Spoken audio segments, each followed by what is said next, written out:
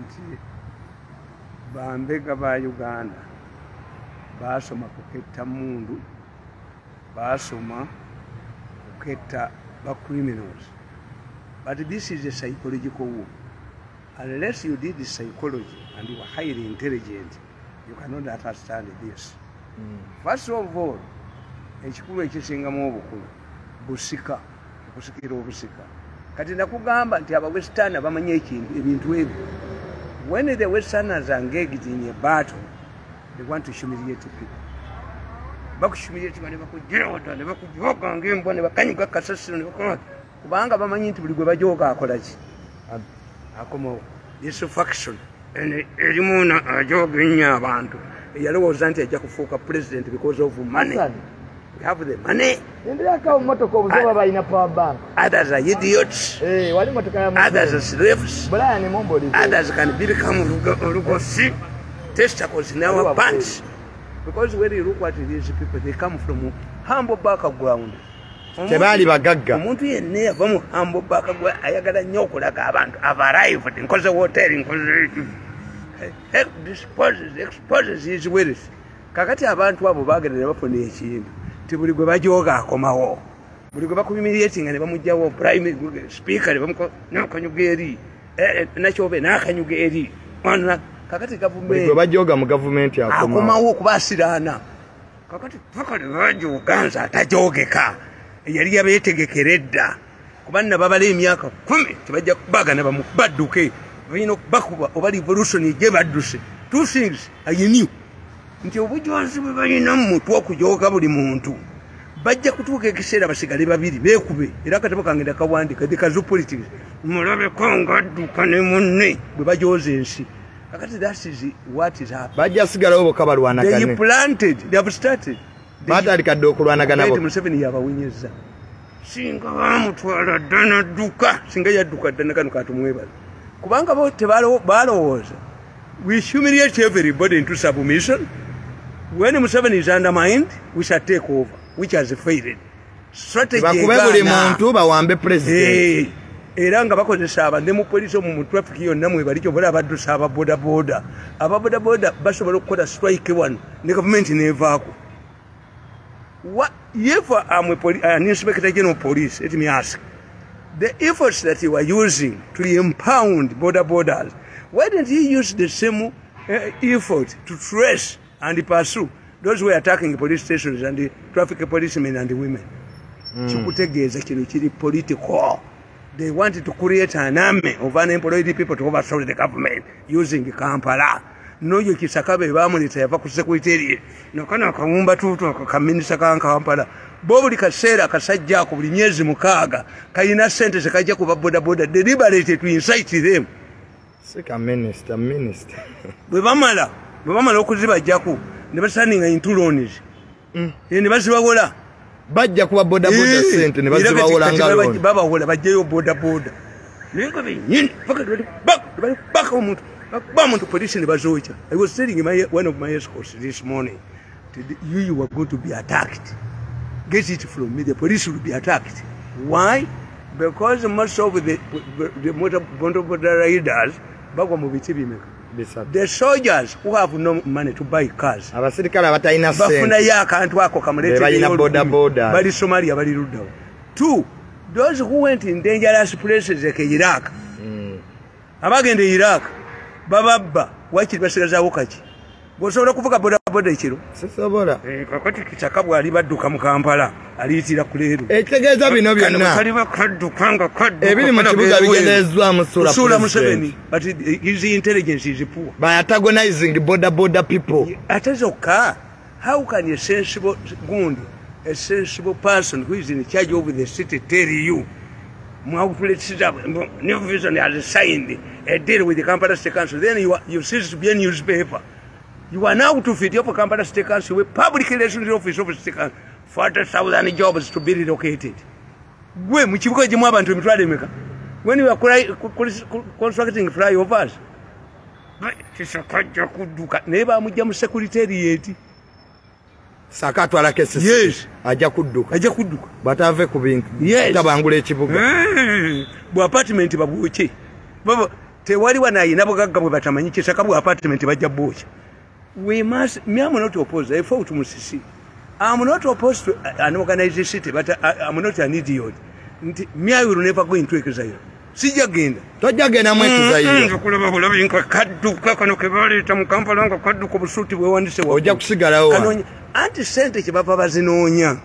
they have a wrong perception of money.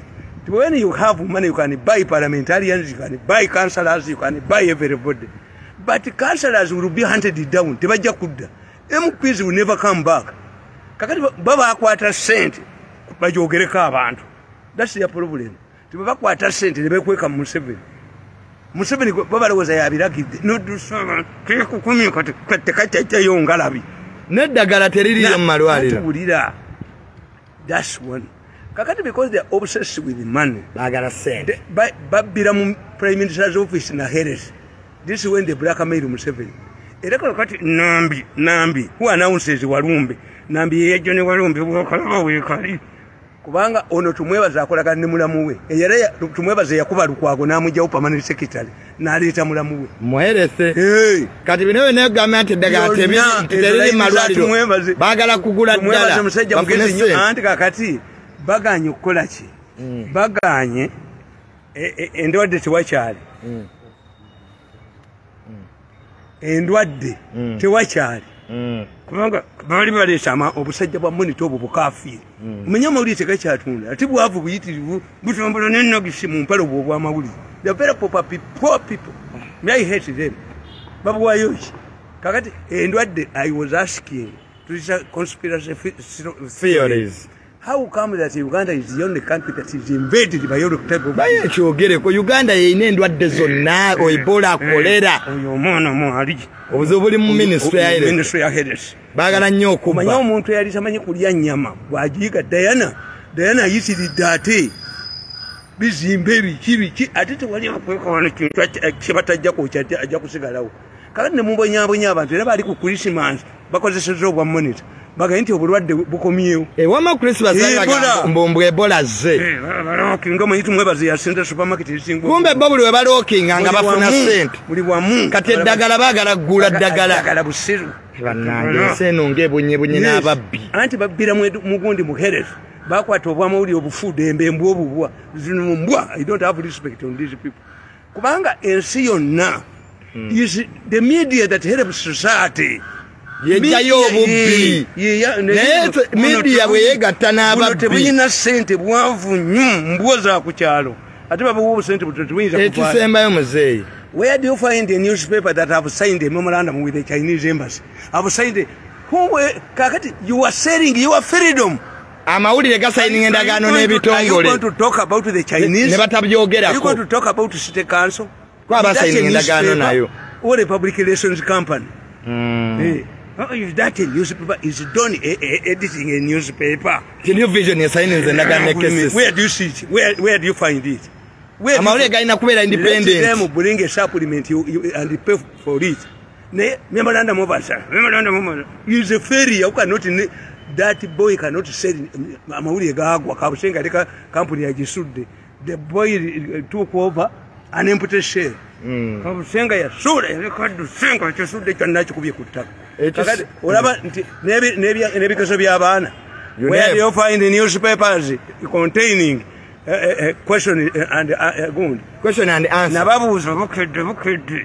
You tell us where these so-called pampered teachers teach and their scores. Teoria Yiga Muzeye Chisembayo, Mutaka, Honorable Minister Mukamange, Dr. Sam Mayanja. Yes. Police yavudone kataina buyinza. Police si yamuwa omulimu. Police yamuwa omulimu. Reporting ajali. Tukwata ababbi police yakala basiba. Ono kasigazi mumuleke. Deputy IGP simanyi lwaki. Tumuyomba na kasigazi. You see in many cases abantu babuza whom are you helping? Uyambani. Why have I sacrificing a sinner? I'm helping these people. When a medical doctor tells you that you have a cancerous leg, takuwala na jijewo. Abatakuwala na. Mayanja is mitigating against an uprising. Kasika zichatamanyi. Minister Mayanja tasa revolution. Me and Mayanja and others Fa bavayo kulwanira abantu. We are mitigating against a revolution. Egenda okujja mu ttaka. Abapoliisi batamanyi bwadduka. Kubanga bali interested mu ttaka. Bonna bo bolaba. Nti bo bali balowooza nti Museveni bw'avaako, Museveni bwe yalivuddeko era baali bassa abantu. Ba Museveni ke kabubi akabakwatiridde. Kati baba twala poliisi tebakimanyi nti minisita ali mu kuyamba revolution eno butabaawo. Baliuna nabo bajoozi. Njagala nnyo Kasigazi adduke. Ate nti abasajja basaasira. Gwosinza tinyefunza amaanyi. Kyefunza ali w'amaanyi. Gwosinga Kayihura amaanyi. Kayihura ali w'amaanyi n'avaawo. Inspector General Kyowapwe Katumba Wamala walaba babikola. Tebabikola. The best Inspector General Police was Katumba Wamala. Yali Inspector Police asinga. Naye bano be bali mu ttaka be bali we are helping you. So police ino okukitegeera. Omwana gwe tuyamba okujjamu enjoka ezannamimwa. Police ino okutegeera nti Honorable Minister Dr. Mayanja ow'ebyettaka ali mu kutaasa revolution. It would be if Mayanja was getting land n'alitunda. Oba was working for a company twalige nti kale.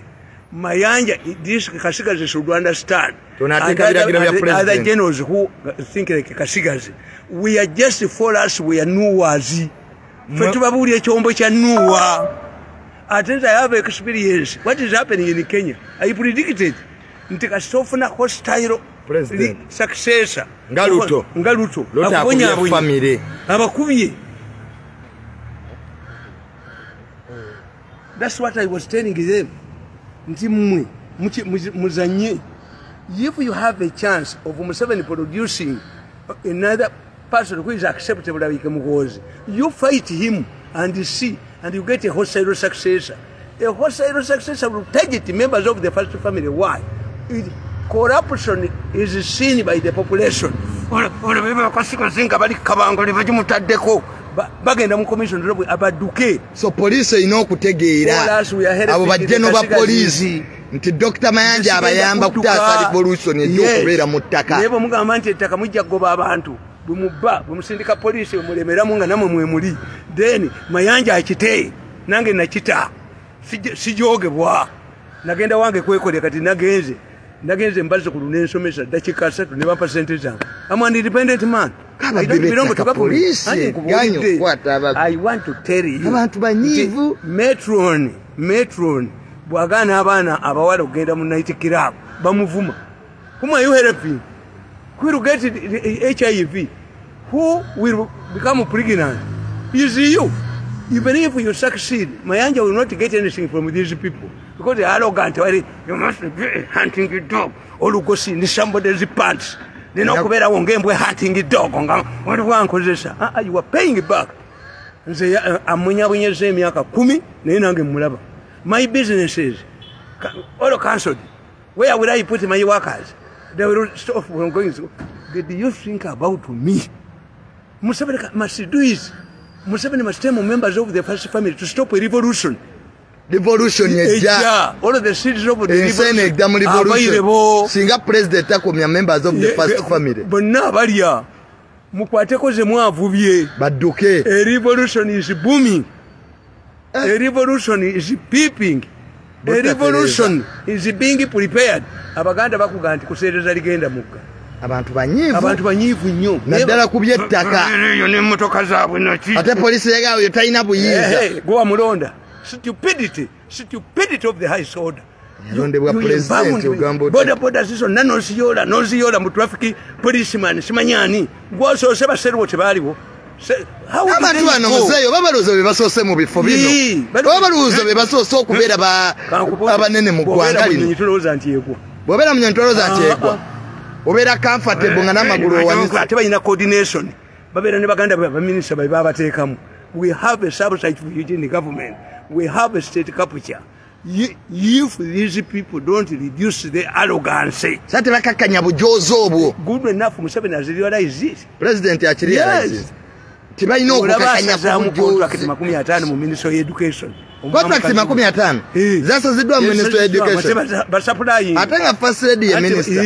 Netigate biri mu mawuli. Tene mukazi we. Ono takkiriza ku bitu.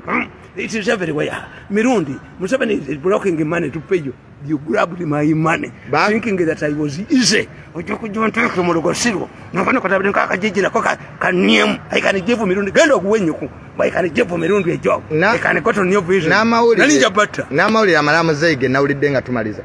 Tibakuropium, a president. We're discussing ebintu bya first family Mauli. Baga muhozi yabireta. Baga antijeno muhozi yabikuwa. Yabi, these are security. Bakuropye bitufu ebyo these are security information. Where how does he get it? Mbugobera ne security information ku members of the first family no discussing Mauli. Ensi yakola. Nsaba babiri ensi yabachawa. Kana ko lumu noko ate basiru. Abaganda baganti akatali kabbe uje usula mu mulyango. How can you make a hotels? Not hotels. Byomuna amanya ntino yago. Arrival munange entuse. Nungo wolo mbunambye. Aya. People are itching to grab them like a grasshoppers. The best they could do is not to intimidate Museveni. Ntia akatuka bena ferabo tukole muhoze stage kakati akapandika mukozi kabade vandalize. Yes, no bulala bonna. Na ye issue is staged mambo sirali mbusimanyi bakundise yabategeta jabba wa sente jano mozi yakola lale ya kimala ne baluma nga yamanye sebbe yao ono ye yakabidde bantu naye most of them are spent noli naye najja nabaye spent forces of those two of those ones you have seen who received the gold gifts ani ayimirira mu bantu kakayire mwami kakayire basasiriyo gwalo ne baba wa ali chikayire got a chance was a minister. Which at one time had the most modern farm in Mukono, Uganda, Gayajina, Ganenteze, Bazisiba Pampa. Okay, Mosaic together Suko. So, Sagara Kumarayo, Kasoko Biagenda, Museveni. So, Museveni is determined to tame members of the first family. Komurundi gonna President Museveni again to taming members of the first family. Do you intimidate Museveni? Huh? If Museveni sacks Mwebaze today, to Mwebaze will hide himself. Tayinza kulinya wabwe bamuchawa nyajoze. Mwebaze ajoze nyaba antu. Kumurundi guno.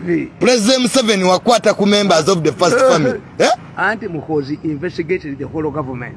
Baba debe yambisa abantu bayigiginga babazanyira mu baba yensoli. Linda komaze. General Muhozi ya investigating government yona ku corruption. Parliament munana wa. Report najiwa tatawe. Kakati baba anu balowoza. They will intimidate Museveni.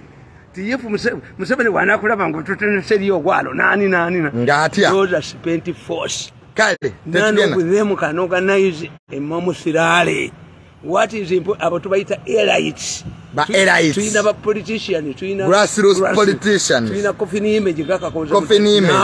Abo bakuwerekera kumbaga. Mzee tudaba nabyafuzi babikabisa. Bisatu. Coffee image. Grassroots politician. Never elites. Never abo tibali. Abo beyambisa nti ogenda mu bank. Kale. Abo spend force. You need your money who goes na yingira ataka like me. No ingira lale.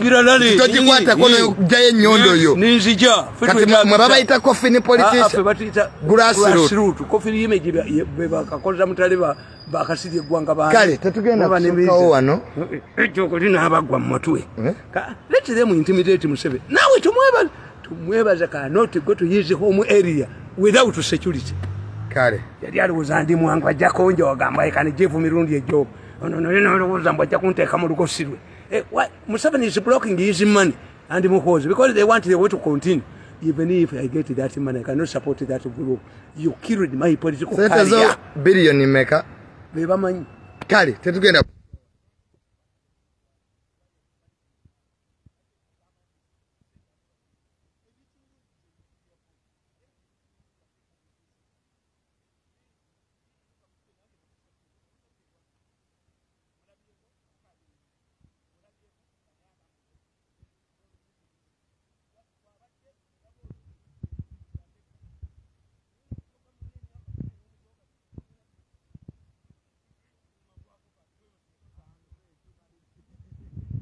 He can't go on your face. When I